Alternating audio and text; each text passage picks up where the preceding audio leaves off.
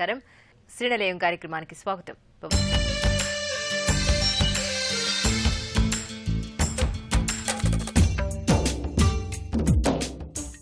ఇంటి నిర్మాణంలో వచ్చిన నూతన పోకడలు, ఇంటి ముస్తాబుకు సంబంధించిన తాజా విశేషాలు, స్థానిక సంస్థలు అందిస్తున్న సదుపాయాలు, గృహవాస్తులో ప్రేక్షకుల సందేహాలకు వాస్తు నిపుణులిచ్చే సమాధానాలతో మీ ముందుకు వచ్చింది ఈ వారం శ్రీనిలయం. ఇల్లు కట్టి చూడు, పెళ్లి చేసి చూడు అన్నారు పెద్దలు. ఈ రెండు విషయాల్లో బాగా ఆలోచించి ముందడుగు వేయాలని పెద్దల ఉద్దేశం. సొంతిల్లు ప్రతి ఒక్కరి కల. ఇప్పుడు నగరాల్లో సొంతంగా స్థలం కొని ఇల్లు కట్టాలి అంటే చాలా ఖర్చుతో కూడుకున్న విషయం. ఒకవేళ ఉన్నా ఆ అవకాశం ఎవరో కొద్ది మందికి తప్ప మధ్యతరగతి వేతన జీవులకు ఉండదు. ఇలాంటి వారికి అపార్ట్మెంట్ నివాసం తప్పనిసరి. మరి నేపథ్యంలో సొంతిల్లు సాకారం చేసుకునే ముందు ఎలాంటి అంశాలకు ప్రాధాన్యతనివ్వాలో ప్రత్యేక కథనం మీకోసం స్థిరాస్తిలో.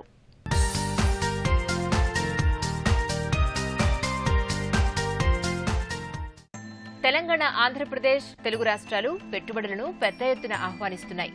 రాజధాని నగరాల్లో పెట్టుబడులు పెట్టడానికి అనువైన ప్రదేశాలుగా దేశ విదేశాలకు చెందిన పారిశ్రామికవేత్తలు భావిస్తున్నారు.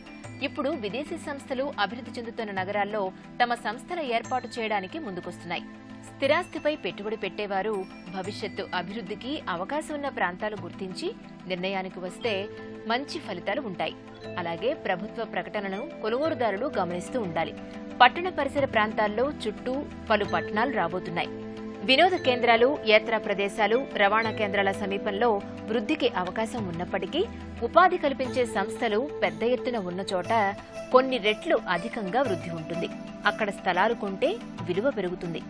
సొంత నివాసం ఏర్పాటు చేసుకోవాలి అనుకునేవారు పనిచేసే కార్యాలయం దగ్గర అపార్ట్మెంట్ తీసుకోవాలో లేక నగరు శివారు ప్రాంతాల్లో ఇంటి స్థలం తీసుకుని నిర్మాణం చేపట్టాలా అని ఆలోచిస్తూ ఉంటారు.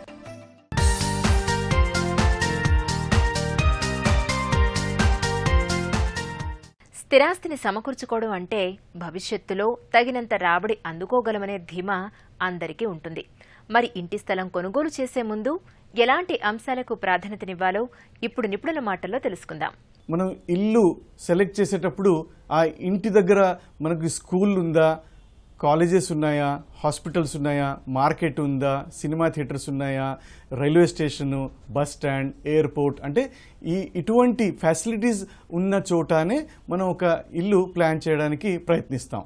ఎప్పుడైతే ఈ ఆఫీస్ స్పేస్ దగ్గర మనం ఇల్లు ప్లాన్ చేస్తామో అక్కడ సాధారణంగా బిజీ ఏరియా ఉండడం వలన ఆ ఒక అద్దె కానివ్వండి, ఆ స్థలం కాస్ట్ కానివ్వండి, కాస్ట్ ఆఫ్ లివింగ్ కానివ్వండి ఎక్కువగా ఉండే ఛాన్సెస్ ఎక్కువ ఉంటాయి. ఈ మెట్రో వల్ల కానివ్వండి, పబ్లిక్ ట్రాన్స్పోర్టేషన్ వల్ల కానివ్వండి, ప్రైవేట్ ట్రాన్స్పోర్టేషన్ వల్ల కానివ్వండి, ఈ రోడ్ నెట్వర్క్, ట్రాన్స్పోర్టేషన్ సిస్టమ్ మెరుగైన వలన మనం కాస్త దూరంగా అంతే సమయంలో రీచ్ కాగలిగితే ఆ ఒక ఇంటి కావలసిన బడ్జెట్ తక్కువగా ఉంటుంది. ఫెసిలిటీస్ అలాగే ఉంటాయి, బడ్జెట్ తక్కువగా ఉంటుంది. పాత రోజుల్లో మనం చూస్తే ఏదైనా షాపింగ్ చేయాలంటే అబిడ్స్ లాంటి ప్రాంతాలకే వెళ్ళవలసి వచ్చేది. కానీ ఇప్పుడు ఏ ప్రాంతాల్లో ఉంటే ఆ ప్రాంతాల్లోనే ఫెసిలిటీస్ అన్నీ ఉన్నాయి. షాపింగ్ సెంటర్స్ ఉన్నాయి, రిక్రియేషన్ సెంటర్స్ ఉన్నాయి, స్కూల్స్, హాస్పిటల్స్ అన్ని బ్రాంచెస్ అదే లెవెల్లో ఉన్నాయి. కాబట్టి మనం ఎక్కడ ప్లాన్ చేసినా ఆ ఒక వాతావరణం బాగుంటుంది. కాబట్టి మనం ఈజీగా మన ఇల్లు కాస్త దూరంగా అయినా ప్లాన్ చేయొచ్చు. ఎప్పుడైతే ఆ ఇల్లు, ఆ ఇంటికి కావలసిన స్థలం మనం చూస్తామో ఆ ఒక స్థలం కాస్ట్ కూడా తక్కువగా ఉంటుంది. అద్దె ఇల్లు ఎప్పుడైతే మనం సెంటర్ ఏరియాలో చూసుకుంటామో అద్దె ఎక్కువగా ఉంటుంది. ఎప్పుడైతే మనం దూరం బిజీ ఏరియా నుంచి దూరం వెళ్తామో రెంటల్ వాల్యూ కాస్త తక్కువగా ఉంటుంది. అయితే కన్స్ట్రక్షన్ మరియు ల్యాండ్ కాస్ట్ కూడా తక్కువ ఉంటుంది. కాబట్టి మనం మన ఓన్ ఇల్లు కూడా ప్లాన్ చేయొచ్చు. సాధారణంగా బిజీ ఏరియాస్లో అపార్ట్మెంట్ కాస్ట్ కాస్త దూరంగా వెళ్తే ఇండిపెండెంట్ హౌస్ కాస్ట్ సేమే ఉంటాయి. అయితే వీలైనంత వరకు మనం కాస్త దూరంగా అన్ని ఫెసిలిటీ ఉన్న ప్లేసెస్లో వెళ్తే ఈ వాతావరణం బాగుంటుంది, ఎకనామిక్గా ఉంటాయి, హెల్త్ కూడా బాగుంటుంది. స్థిరాస్తిని సమకూర్చుకోవడం అంటే భవిష్యత్తులో తగినంత రాబడి అందుకోగలమనే ధీమా అందరికీ ఉంటుంది. మరి ఇంటి స్థలం కొనుగోలు చేసే ముందు ఎలాంటి అంశాలకు ప్రాధాన్యతనివ్వాలో ఇప్పుడు నిపుణుల మాటల్లో తెలుసుకుందాం. కాలంతో పాటు కొత్త పెట్టుబడి సాధనాలు ఎన్ని పుట్టుకొచ్చినా స్థలాలపై పెట్టుబడి ఎక్కువ మందికి విశ్వాసం. ఉద్యోగ అవకాశాలు ఉన్న ప్రాంతాల్లో సహజంగా ఇళ్లకు డిమాండ్ ఎక్కువ. ఇటువంటి చోట వృద్ధి మరింత వేగంగా ఉంటుంది. మౌలిక వసతులు, రవాణా సౌకర్యాలు మెరుగ్గా ఉన్న చోట నిర్మాణ రంగం అభివృద్ధి చెందడానికి అవకాశాలు ఎక్కువగా ఉంటాయి. ఇందుకు కారణం ఆ ప్రాంతానికి చుట్టుపక్కల ఉన్న ఉపాధి అవకాశాలు ఉండటమే. ఉపాధినిచ్చే సంస్థలు ఎక్కడ కొలువైతే అక్కడ గృహాలకు డిమాండ్ ఉంటుంది. అర్బన్ ఏరియాలో ఎక్కడైతే ఆఫీసెస్ మరియు కార్యస్థలాలు ఎక్కువగా ఉంటాయో ఆ ప్లేసెస్లో డెన్సిటీ అనే పాపులేషన్ ఎక్కువగా ఉంటుంది. ఆ పాపులేషన్ ఎక్కువ వలన ఆ ఒక ల్యాండ్ పైన లోడ్ ఎక్కువ ఉంటుంది.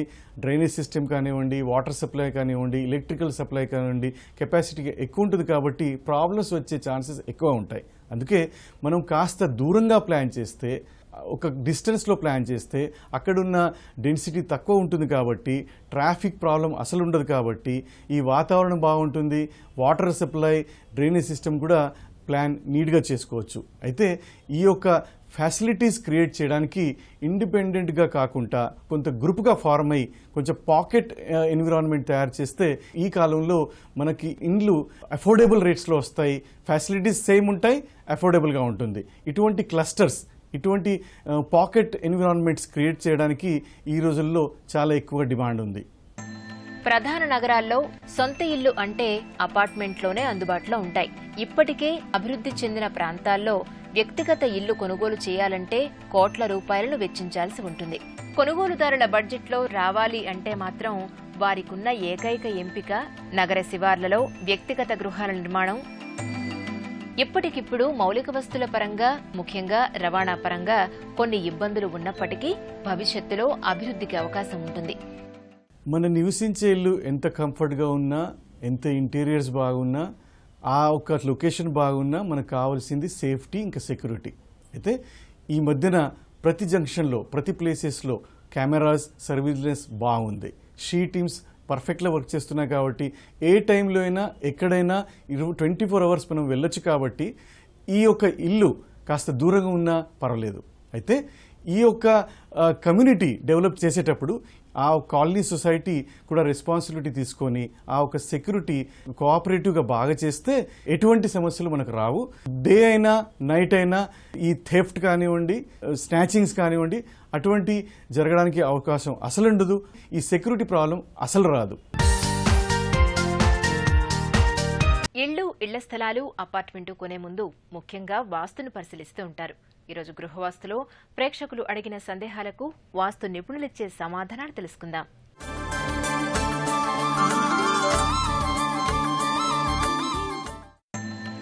తిరుపతి నుంచి నాగమణి ఇలా రాస్తున్నారు. మా ఇంటికి బయటి ఫ్లోరింగ్ లెవెల్ కంటే లోపల ఫ్లోరింగ్ లెవెల్ ఎక్కువగా ఉంది. దీనికి పరిష్కారం తెలపండి. సాధారణంగా గృహ నిర్మాణం చేసేటప్పుడు అన్ని పనులు పూర్తయిన తర్వాత లోపల ఫ్లోరింగు, ఆ తదుపరి బయట ఫ్లోరింగ్ వేస్తుంటాం. బయట అంటే మెట్లు కానీ, లేదా చిన్న పాసేజ్ ఉన్నా కానీ, లేదా వరండా కానీ వేస్తుంటాం. ఇలాంటి సందర్భాల్లో లోపల ఫ్లోరింగ్ కంటే బయట ఫ్లోరింగ్ కొంచెం తక్కువ ఉండాలి. లోపల ఫ్లోరింగ్ బయట కంటే ఎత్తుగా ఉండాలి. అంటే మనం బయటకు వెళ్ళేటప్పుడు దిగుతూ వెళ్ళాలి, ఇంట్లోకి వచ్చేటప్పుడు ఎక్కుతూ రావాలి. ఇది వాస్తుశాస్త్ర నియమం. ఈ విధంగా కాకుండా బయట ఎత్తుగా కానీ లోపల డౌన్గా ఉండటం అనేది అభివృద్ధి లోపించే అవకాశాలు ఎక్కువ ఉంటాయి, లేదా అభివృద్ధి కొంతవరకు తగ్గే అవకాశం ఉంటుంది. వీలైతే సరి చేసుకోండి, లేదా ఆ దిక్కు, ఏ దిక్కునైతే సింహద్వారం ఉన్నదో ఆ దిక్కు యొక్క యంత్రాన్ని ప్రతిష్ఠించుకోవడం వలన కొంతవరకు దోషం పరిహారం అవుతుంది. నిజామాబాద్ నుంచి రామానుజం ఇలా రాస్తున్నారు. మా ఇంటి ఆవరణలో తూర్పు ఆగ్నేయం తగ్గి ఈశాన్యం 10 అడుగులు పెరిగింది. ఇలా ఉంటే ఏమైనా దోషమా తెలుపగలరు? ఆధునిక కాలంలో ఎక్కువ మంది ప్రజల యొక్క అభిప్రాయం ఈశాన్యం స్థలం పెరిగితే మంచిదని.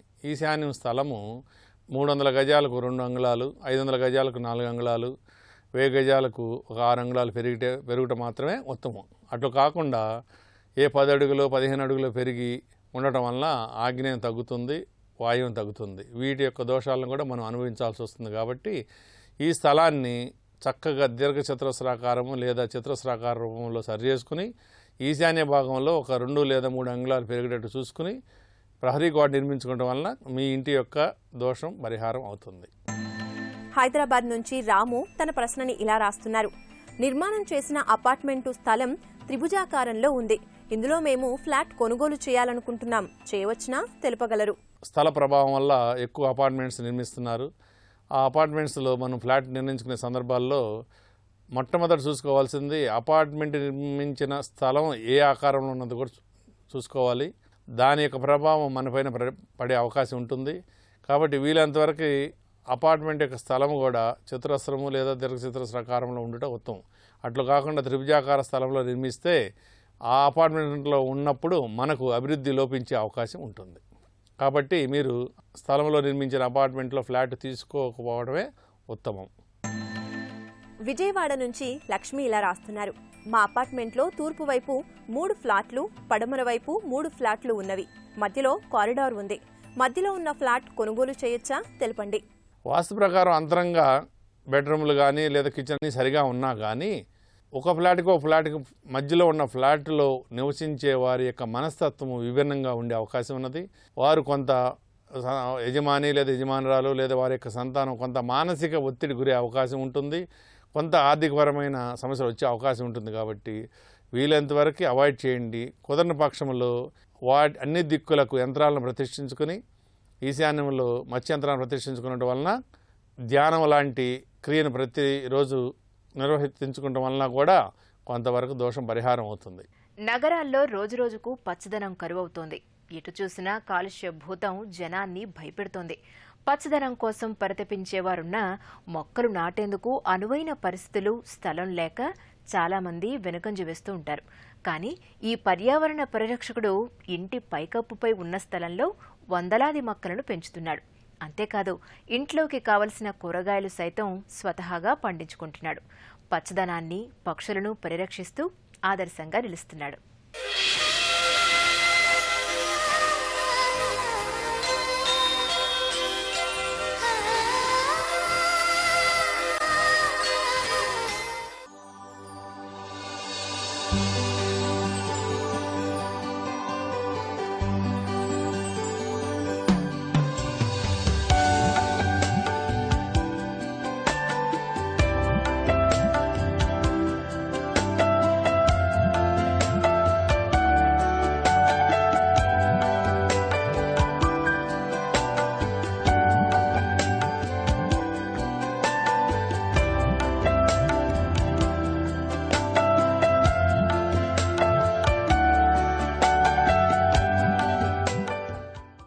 సుమారు దశాబ్దంన్నర నుంచి కష్టపడి పెంచిన మొక్కలను గురించి వివరిస్తున్న ఈ పెద్దాయన రామరాజు. చిన్నప్పటి నుంచి ప్రకృతితో మమేకమై పెరిగిన ఈయనకు పచ్చదనమంటే ఎనలేని మక్కువ. ఇంట్లో ఏ కాస్త స్థలం దొరికినా మొక్కలు పెంచేవారు. హైదరాబాద్ ఎస్ఆర్ నగర్ పరిధిలోని కళ్యాణ్ నగర్లో స్థిరపడిన ఈయన 14 ఏళ్ల నుంచి భవనం పైన చిన్నపాటి మొక్కలు పెంచుతూ వస్తున్నారు. పూల మొక్కలు, పండ్ల మొక్కలు, కూరగాయలు, ఆకుకూరలు, అరుదైన మొక్కలు, ఎడారి రకాలు, ఇలా వందలాది మొక్కలు ఆయన మేడపై పచ్చదనంతో అలరారుతున్నాయి. దగ్గర నేను 14 years అయిందండి స్టార్ట్ చేసి. పైన టెర్రస్ మీద స్టార్ట్ చేసి మొక్కల మీద ఉన్న ఇంట్రెస్ట్ కొద్ది రకరకాల మొక్కలు అంటే ఒక్కసారే వచ్చేసినాయి కాదు, ఇవన్నీ ఒకటి యాడ్ చేస్తూ పోతే ఇప్పుడు ఈ రకంగా ఒక ఏదో అడవిలో తయారైపోయింది. ఈవెన్ సమ్మర్లో కూడా చక్కటి గ్రీనరీ ఉంటుంది. ఇక్కడ నాకు కూడా చాలా ప్లెజెంట్గా ఉంటుంది. 360 పార్ట్స్ ఉన్నాయండి పైన. ఏ రకం మొక్కలు అయితే రకరకాల మొక్కలు, చాలా రేర్ ప్లాంట్స్ నుంచి ఫ్రూట్ బేరింగ్, వెజిటబుల్స్, తర్వాత లీఫ్ ఆకుకూరలు, చాలా ముండి మొక్కలు, ఎక్కడో నార్త్లో పెరిగేవి, అన్ని రకాలు కలిసి దగ్గర 360 పార్ట్స్ ఉన్నాయి. ఇక్కడ ఒక 100 రకాలు వెరైటీ వైజ్ వస్తే ఒక 100 వెరైటీస్ ఉంటాయి.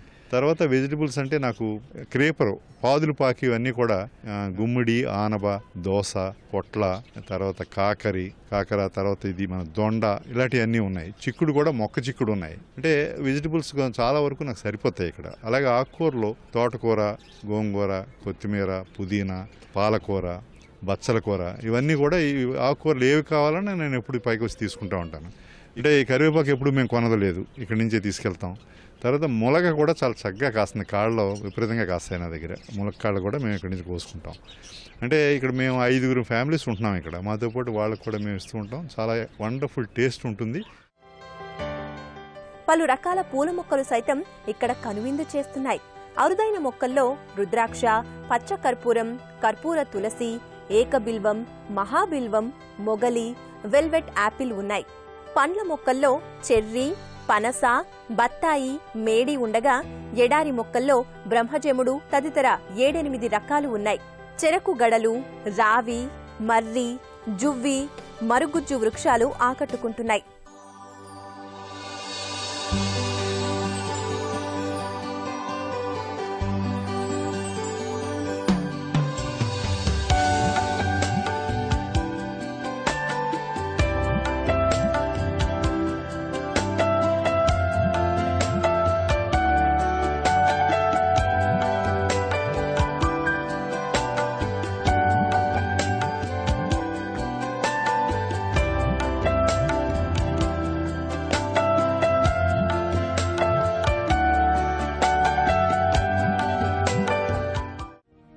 కంటికి ఇంపైన పచ్చదనం ఇక్కడ కనిపిస్తూ ఉండటంతో పెద్ద సంఖ్యలో పక్షులు ఆయన నివాసానికి తరలి వస్తున్నాయి. నిత్యం ఉదయం, సాయంత్రం వేళల్లో ఊరపిచ్చుకలు, పావురాలు సందడి చేస్తున్నాయి. చిన్నపాటి నీటి కొలను సైతం ఏర్పాటు చేసి అందులో అందమైన చేపలను, తాబేళ్లను పెంచుతున్నారు. ప్రత్యేక గూళ్లు ఏర్పాటు చేసి పలు రకాల పక్షులకు సైతం ఆశ్రయం కల్పించారు. మొక్కల పెంపకం, నిర్వహణ తదితర విషయాల్లో రామరాజుకు ఆయన కుటుంబ సభ్యులు ఎంతగానో సహకారం అందిస్తున్నారు. మొదట్లో మొక్కల్ని ఇంట్లో పెంచేవాళ్లమని ఆయన భార్య స్వర్ణకుమారి అంటున్నారు. ఇంట్లో ఎండ తగలక మొక్కలు చనిపోతూ ఉండడంతో డాబాపైకి చేర్చామని ఆమె అంటున్నారు. మేము మొదట్లో కింద స్టార్ట్ చేసామండి. కింద పార్కింగ్లో కొద్దిగా మొక్కలు పెట్టుకునేవాళ్ళం. అక్కడేమీ ఎండ తగలేదు కాదు. తర్వాత అందరూ కార్లు కొనుక్కోవడంతో అవి పైకి ఎలాగ పైన పెడుతున్నాం కదా అని ఇంకా మెల్లిమెల్లిగా ఫ్రూట్స్, వెజిటబుల్స్ అన్నీ కూడా ఇంకా మెల్లిమెల్లిగా స్టార్ట్ చేయటంలో అంతకంతగా లేని వెరైటీ అన్నీ పెట్టేప్పటికి మొత్తం 14 సంవత్సరాల్లో మొత్తం ఫుల్ ప్లెజ్డ్గా పెరిగిపోయిందండి. కోతులతో మాకు ఇదేదో పల్లెటూరులో ఉన్నట్టుగానే అనిపిస్తుంది. ఊరి నుంచి వచ్చిన వాళ్ళు కూడా అంటారు, ఊళ్ళోనే ఎక్కడ పక్షుల కోతులు వినిపించట్లేదు, మీకేంటి ఇంత బాగుంది అని. మాకు పైన కూర్చుంటే ఏదో కింద ఉన్నట్టే ఉంటుంది కానీ అది టెర్రస్ కూడా అని కూడా అనిపించదు. చాలామంది విజిటర్స్ వస్తూ ఉంటారండి. మామూలు యూట్యూబ్లో అవి కూడా చూసి కూడా సాటర్డే, సండే ఎక్కువ విజిటర్స్ వస్తూ ఉంటారు. మా ఊళ్ళో కూడా చెప్తారు, మేము పల్లెటూరులో ఉండి కూడా కూరగాయలు పండించట్లేదు, మీరు ఎంత బాగా పండిస్తున్నారు అని. అది కానీ మమ్మల్ని చూసి చాలామంది ఇన్స్పైర్ అయ్యి చాలామంది చేస్తూ ఉన్నారు. కాలనీలో కూడా ఇంకా కొంతమంది ఇలా కూరగాయల మటుకైనా పండించుకుంటున్నారు. ఎన్నో పురుగు మందులు లేని ఆహారం తీసుకునేప్పటికీ మనం ఇలా తీసుకుంటున్నాం అనేప్పటికీ వాళ్ళు కూడా కొంచెం చేసుకోవాలి అనేది వస్తుంది. మనకి మామూలు బయట కొన్న కూరగాయలకి ఈ కూరగాయలకి మనం కూర టేస్ట్ చాలా బాగా తేడా వస్తుందండి. ఇది ఫ్రెష్గా ఉంటాయి, ఒకటి మనం పురుగు మందులు లేకుండా ఉంటాయి. ఆకుకూరలు కూడా టేస్ట్లో కూడా చాలా తేడా ఉంటుంది. మొక్కల పెంపకం కోసం సంప్రదాయ ఎరువులను, కషాయాలను వాడుతున్నామని రామరాజు చెబుతున్నారు. రాష్ట్ర ప్రభుత్వం ఉద్యాన శాఖ నుంచి 3 ఏళ్లు వరుసగా ఉత్తమ రూఫ్ గార్డెన్ పురస్కారం పొందామని ఆయన చెబుతున్నారు. ప్రతినిత్యం ఉదయం, సాయంత్రం వేళల్లో నీరు పట్టిస్తామని, అదే తమకు ఎంతగానో ఆనందం కలిగిస్తుందని అంటున్నారు. కంపల్సరీగా రోజు పొద్దున సాయంకాలం చూడవలసిందే వీటిని. సాయంకాలం పూట మటుకు కంపల్సరీగా అన్ని మొక్కలకి కూడా నీళ్లు ఇవ్వాల్సిందే. ఇవ్వకపోతే ఒక్కరోజు నేను నీరు ఇవ్వకపోయినా సరే, ఏదో కొన్ని మొండి మొక్కలు, ఏదో రావి, మరి జువ్వి ఇలాంటివి పర్వాలేదు, కానీ మిగతా మొక్కలు అన్నిటికీ కూడా నేను వాటరింగ్ ఏ రోజు ఇవ్వకపోతే నెక్స్ట్ డే మనం ఆ మొక్కను చూడలేము. ఇంకా దాన్ని బతికించాలంటే మరి కంపల్సరీగా దానికి వాటరింగ్ ఇస్తూ 2-3 సార్లు వాటరింగ్ ఇస్తూ చాలా జాగ్రత్తగా చూడాలి. అంటే దానికి కూడా కారణం ఏంటంటే, నేను ఈ మధ్య ఒకటి చదివాను, మొక్కల్ని రోజు మనం వెళ్ళి చూస్తుంటే మనల్ని కూడా అవి గుర్తుపడతాయని. అంటే మనం కనిపించకపోతే ఏమో మరి బెంగపెట్టుకుంటాయేమో మరి. దాంతో కంపల్సరీగా మొక్కలను చూడటం వల్ల అది ఎంతవరకు నిజమో నాకు తెలియదు, కానీ మాకు అలవాటైపోయి కంపల్సరీగా మొక్కలు చూస్తూ ఉంటాం. లాస్ట్ 3 years నుంచి కూడా small size terrace garden, vegetable garden ఆ కేటగిరీలో నాకు హార్టికల్చర్ డిపార్ట్మెంట్ ఫస్ట్ ప్రైజ్ ఇచ్చింది, రోలింగ్ కప్ వచ్చింది. లాస్ట్ 3 years నుంచి నాకే వస్తుంది. మేము ఏ రకమైన పురుగు మందులు వాడినాం, ఎక్కువ వర్మి కాంపోస్ట్ వాడతాను. పురుగు మందులు అంటే నేను ఏమన్నా ఫస్ట్ పడితే కొంచెం వేప నూనె, తర్వాత వెల్లుల్లి రసం తయారు చేస్తాం మేము, అలాంటివి చేస్తుంటాను. తర్వాత ఈ మధ్య ఎవరో చెప్పారు, వాటితో పాటు కొద్దిగా ఈ పచ్చిమిరప కషాయం, పచ్చిమిరపకాయ బాగా రుబ్బేసి అది కూడా కషాయం ఘాటుగా ఉంటుంది, అది కూడా చెమ్మండి, కొన్ని రకాల పురుగులు పోతాయని ఈ మధ్య అవి కూడా యాడ్ చేస్తున్నాను. కొద్దిపాటి డిఐపి వేస్తాను ఎప్పుడన్నా, వర్షాకాలం ఏదన్నా దీనికి బొత్తిగా మొక్క పెరగటాలేదంటే కొద్దిగా వేస్తాను. చాలా ప్లెజెంట్గా ఉంటాయి. అన్ని రకాల కాపు నాకు చాలా బాగా వస్తుంది.